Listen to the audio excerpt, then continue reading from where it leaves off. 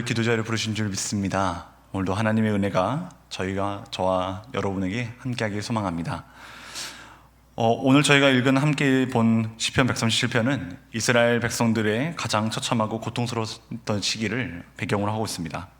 주전 587년 예루살렘은 멸망했고 백성들은 머나먼 이국 땅 바벨론으로 끌려갔습니다.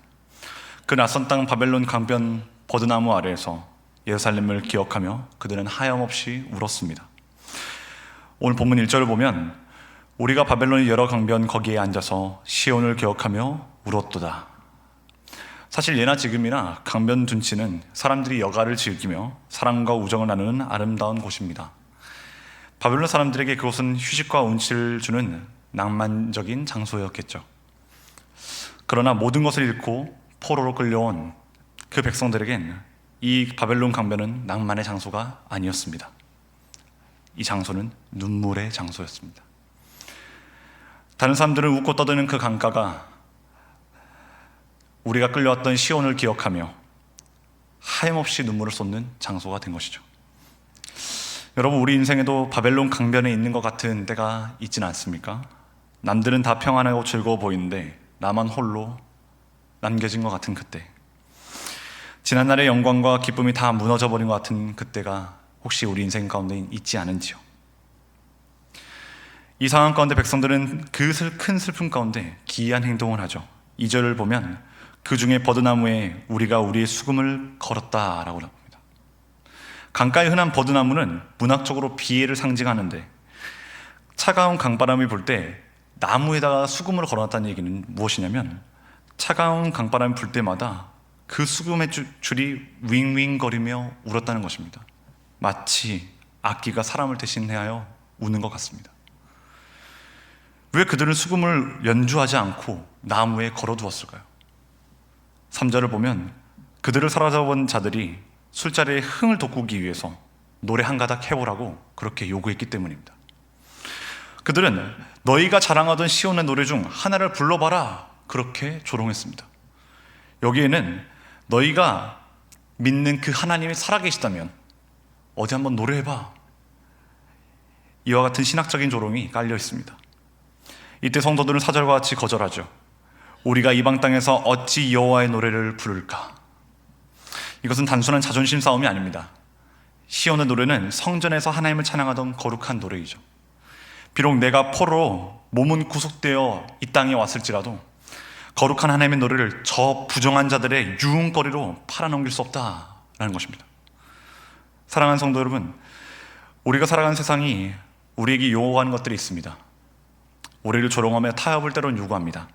적당히 세상 방식으로 살아라, 예수 믿는 티 내지 마라. 그러나 우리는 수금을 버드나무에 걸지언정 세상의 즐거움을 위해서 하나님의 거룩함을 타협하지 않는 우리 모두가 되길 소망합니다. 하나님의 거룩함을 끝까지 붙드는 것, 우리가 갈 길인 줄 믿습니다. 이제 시인의 시선은 외부의 적들, 외부의 슬픔, 그것이 아니라 자신의 내면을 향하고 있습니다. 그는 비장한 각오로 맹세하죠. 5절과 6절을 보면 예루살렘아, 내가 너를 잊을진대 내 오른손이 그의 재주를 잊을지로다. 내가 예루살렘을 기억하지 아니하거나 내가 가장 즐거워하는 것보다 더 즐거워하지 아니할진대 내 혀가 내 입천장에 붙을지로다.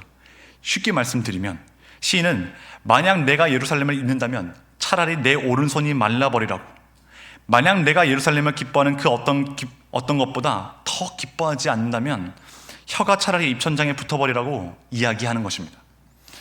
시인은 비장한 각오로 결코 내가 예루살렘을 잊지 않겠다라고 얘기하는 것이죠. 여기서 예루살렘을 기억한다는 것은 단순히 옛 고향을 기억한다라는 맹목적인 애국심이 아닙니다. 그것은 하나님의 언약과 약속에 대한 충성심입니다. 여러분, 처음과 달리 많은 사람들이 바벨론 제국의 그 생활 가운데 익숙해지면서 예루살렘을 점점 잊었을 것입니다. 하나님의 약속, 하나님의 말씀을 점점 잊었을 것입니다.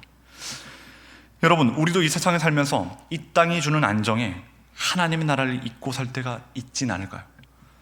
우리가 경계해야 될 가장 무서운 적은 어쩌면 핍박과 고난이 아니라 익숙함과 안주함일지 모릅니다. 우리가 어떤 상황에서도 어떤 세상이 주는 즐거움보다 하나님을 즐거워하고 하나님을 기억하는 저와 여러분이 되길 소망합니다. 마지막으로 7절부터 9절을 보면 에돔과 바벨론을 향한 무시무시한 저주가 쏟아집니다. 특히 7절을 보면 시인은 에돔을 고발하고 있습니다. 에돔은 형제 나라였지만 예루살렘이 망하던 날 헐어버리라, 기초까지 헐어버리라, 그렇게 하며 박수를 쳤습니다. 이방인인 바벨론의 잔인함은 견딜 수 있어도 어쩌면 믿었던 형제의 배신은 뼈에 사무치는 법이죠. 또한 바벨론을 향해서는 8절과 9절을 보면 멸망할 딸 바벨론아, 내가 우리에게 행한 대로 내게 갚는 자가 복이 있으리로다.